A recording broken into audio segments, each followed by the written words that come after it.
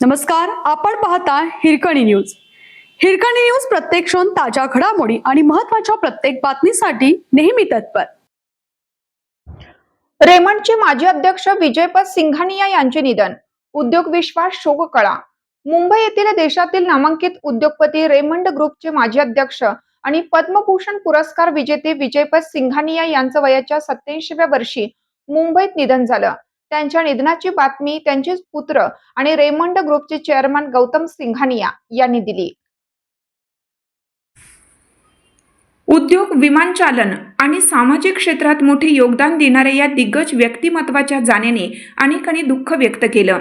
विजयपत सिंघानिया हे केवळ उद्योगपती नव्हते, तर ते एक कुशल एव्हिएटर म्हणूनही ओळखले जायचे.